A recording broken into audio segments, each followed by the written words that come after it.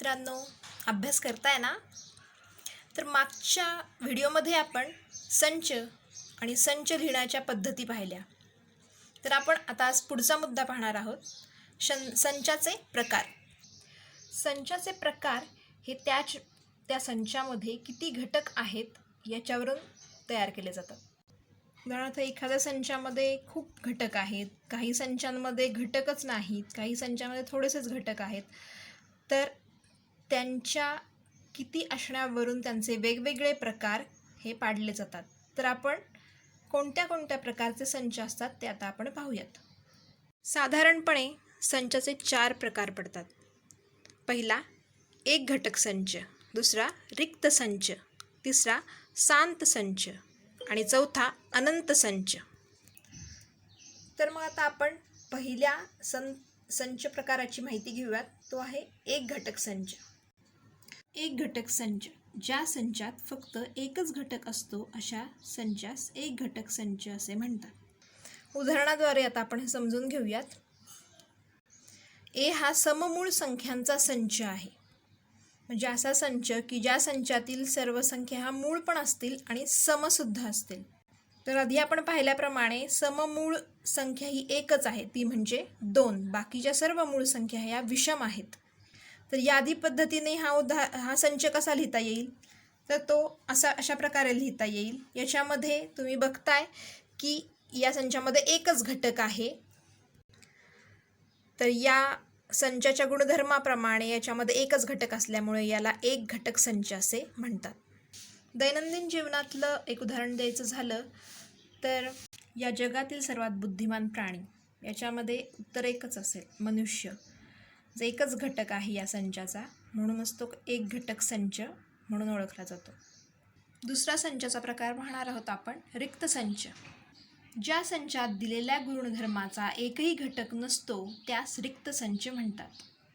उदाहरणार्थ, जसे वनस्पती आपले स्वतःचे खाद्य स्वतः बनवतात, त्याप्रमाणे एखादा मनुष्य जो स्वतःचे अन्न स्वतः बनवेल असा जर संच घेतला तर असा कोणताही मनुष्य तुम्हाला आढळणार नाही.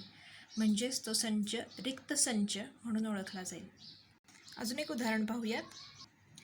संच बीचे घटक x असे आहेत की x ही 2 व 3 मधील नैसर्गिक संख्या आहे.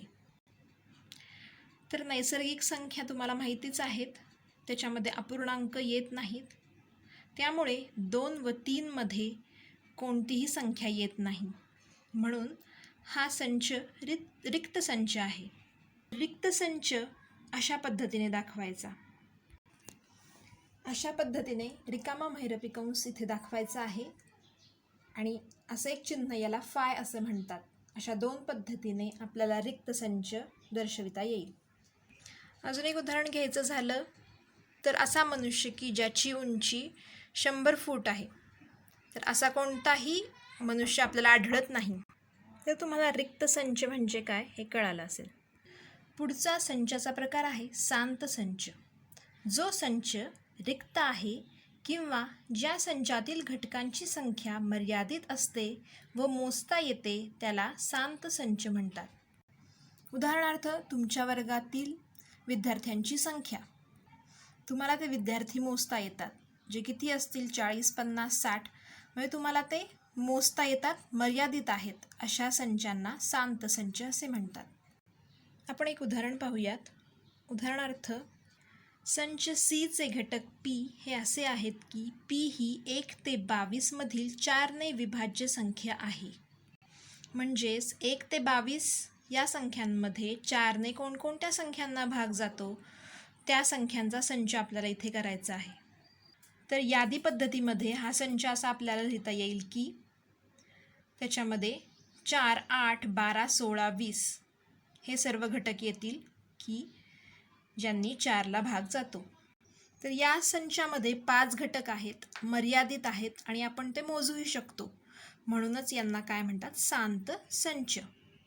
अजून एक उदाहरण द्यायचं झालं तर आपल्या भारताची लोकसंख्या. ही लोकसंख्या जरी खूप मोठी असली तरीसुद्धा आपण ती मोजू शकतो. म्हणून भारताची लोकसंख्या ही सुद्धा शांत संचमध्ये मोडते. पुढचा प्रकार बघूयात, अनंत संच. ज्या संचातील घटकांची संख्या अमर्याद असते व मोजता येत नाही त्याला अनंत संच म्हणतात. संचाच्या नावावरूनच तुम्हाला समजेल की या संचामध्ये कशाचा समावेश होतो. याचं उदाहरण द्यायचं झालं तर अवकाशातले तारे. तुम्हाला माहिती आहे, अनंत असे तारे आपल्याला या अवकाशामध्ये दिसतात. त्यामुळे हा संच, अवकाशातील ताऱ्यांचा संच हा अनंत संचामध्ये मोडतो. याचं उदाहरण पाहायचं झालं तर n, जी संख्या आपला नॅचरल नंबर म्हणजेच नैसर्गिक संख्यांसाठी आपण दर्शवितो. नैसर्गिक संख्या ह्या अनंत आहेत. इथे आपण संचामध्ये दाखवलेलं आहे की 1, 2, 3 आणि पुढे जे टिंबटिंब दिलेले आहेत तेच दर्शवितात की हा संच अनंत आहे, अमर्याद आहे. अजून एक उदाहरण द्यायचं झालं तर एका सरळ रेषेवरतील बिंदू, एका सरळ रेषेवरतील अनंत बिंदू आपल्याला दिसतात. त्याची गणती करता येत नाही, अमर्याद असतात. म्हणून रेषेवरील बिंदूंचा संचसुद्धा अनंत संचामध्ये मोडतो. तर अशा प्रकारे आपण संचाचे प्रकार पाहिलेले आहेत. एक घटक संच, रिक्त संच, शांत संच आणि अनंत संच. शांत संच आणि अनंत संच अजून चांगला समजण्यासाठी काही उदाहरणे आपण पाहूयात. प्रश्न आहे, शांत संच व अनंत संच असे वर्गीकरण करायचं आहे. उदाहरण असं आहे की संच ए चे घटक x हे असे आहेत की x ही नैसर्गिक संख्याशी संलग्न आहे आणि x ही विषम संख्या आहे. म्हणजेच या उदाहरणामध्ये x ही नैसर्गिक संख्या आहे. नैसर्गिक संख्या ह्या अनंत असतात आणि त्यामध्ये x ही विषम संख्या आहे, म्हणजे त्याही अनंतच आहेत. पण याचे आधी आपण यादी पद्धतीमध्ये रूपांतर करून घेऊयात या संचाचे. तर अशा प्रकारे हा संच तयार होईल. त्याच्यामधले घटक असतील 1, 3, 5, 7 आणि हे टिंबटिंब आपल्याला अनंत संख्या असलेल्या दर्शवता आहेत. म्हणजेच हा संच अनंत संच आहे. तर खाली असे विधान देऊयात की हा अनंत संच आहे. पुढचं उदाहरण बघूयात आपण. संच बीचे घटक x हे असे आहेत की x ही नैसर्गिक संख्या आहे आणि 3x - 1 = 0 हे त्यांनी सूत्र दिलेले आहे. तर इथे आपण 3x - 1 = 0 हे सूत्रामधून आपल्याला xची किंमत काढायची आहे. xची किंमत काढल्यामुळे आपल्याला x म्हणजे या संचामध्ये काय संख्या येतील हे समजणार आहे. म्हणून आधी हे सूत्र सोडवून घेऊयात. तर इथे आपण सूत्र लिहून घेतलेलं आहे 3x - 1 = 0. तर इथे आपण काय केलेलं, हा -1 बरोबरच्या या इकडे घेतलेला आहे, या बाजूस घेतलेला आहे. म्हणून 3x = 1 वजा चिन्ह अधिक झालेलं आहे. त्यामुळे जर आता आपल्याला xची किंमत काढायची आहे तर x = 1/3 अशी xची किंमत येणार आहे. आपल्याला संचामध्ये सांगितल्याप्रमाणे x हा घटक नैसर्गिक संख्यांचा घटकामध्ये मोडतो. तर नैसर्गिक संख्या अशा अपूर्णांकांमध्ये येत नाहीत. म्हणून आपण हा संच शांत संच म्हणूयात. तुम्हाला सांगितल्याप्रमाणे 1/3 ही संख्या नैसर्गिक संख्या नाही आहे. त्याच्यामुळे x ही संख्या नैसर्गिक संख्या नसल्यामुळे हा जो आपल्याला संच आहे तो आपल्याला रिक्त संच म्हणून दाखवावा लागणार आहे. तो अशा पद्धतीने दाखवणार आहोत आपण. रिकामा महिरपी कंस आणि फाय. आपण शांत संचेच्या व्याख्येमध्ये पाहिलेलं आहे की जे संच रिक्त आहेत ते सुद्धा शांत संचमध्ये आपण गृहीत धरतो. म्हणून हा संच शांत संच म्हणून आपण लिहू शकतो. तर खाली हे विधान लिहायचं आहे, बी हा शांत संच आहे. पुढचे उदाहरण असे आहे की संच सीचे घटक x हे असे आहेत की x ही नैसर्गिक संख्या आहे आणि x ही 7ने विभाज्य संख्या आहे. तुम्हाला आधीच माहिती आहे की नैसर्गिक संख्या या अनंत असतात आणि त्यामध्ये त्यांनी सांगितलेलं आहे की एक्स ही संख्या म्हणजे 7ने भाग जाणारी आहे. म्हणजे अशा अनंत संख्या आहेत की ज्याने 7ला भाग जातो. तर यादी पद्धतीमध्ये आपण हा संच असा लिहून घेणार आहोत, ज्याचे घटक आहेत 7, 14, 21 आणि पुढे आपण टिंबाटिंबाने दर्शविले आहेत की अशा 7ने भाग जाणाऱ्या अनंत संख्या आहेत. म्हणूनच हा संच अनंत संच आहे. खाली असे विधान लिहायचे आहे, सी हा अनंत संच आहे. पुढचे उदाहरण असे आहे की डी हा संचचे घटक ए बी हे असे आहेत की ए बी ह्या संख्या पूर्ण संख्या आहेत आणि ए अधिक बी बरोबर 9 हे सूत्र इथे दिलेले आहे. आता इथे आपल्याला एची एक किंमत घ्यायची आहे आणि बीची अशी एक किंमत घ्यायची आहे की या दोघांची बेरीज आपल्याला 9 मिळेल. अशा किती जोड्या आपल्याला भेटतील की त्या दोघांची संख्या 9 येईल, ह्याचा आधी आपल्याला एक संच करून घ्यावा लागेल यादी पद्धतीमध्ये. जर एची किंमत घेतली आपण 1 आणि बीची किंमत घेतली 8 तर बरोबर 9. परत तसंच आपण दुसरे बघूयात की एची 2 किंमत घेतली आणि बीची किंमत घेतली 7 तर ह्याची बेरीज येते 9. अशा प्रकारच्या आपल्याला जोड्या घ्यायच्या आहेत आणि त्याचा संच यादी पद्धतीमध्ये आधी करून घ्यावा लागेल. तर बघा, अशा पद्धतीने आपण यादी पद्धतीमध्ये हा संच लिहिलेला आहे. आता इथे बघू शकता तुम्ही वेगवेगळ्या एची आणि बीची किंमत लिहिलेली आहे. आपण इथे सुरुवात केलेली आहे की एची किंमत आपण 0 घेतलेली आहे. तर आपण इथे 0पासून का सुरुवात केलेली आहे की इथे त्यांनी वरती संचामध्ये सांगितलेलं आहे की ए आणि बी ह्या दोन्हीसुद्धा पूर्ण संख्या आहेत आणि तुम्हाला माहितीच आहे की पूर्ण संख्या ह्या 0पासून चालू होतात. म्हणूनच इथे आपण 0पासून सुरुवात केलेली आहे.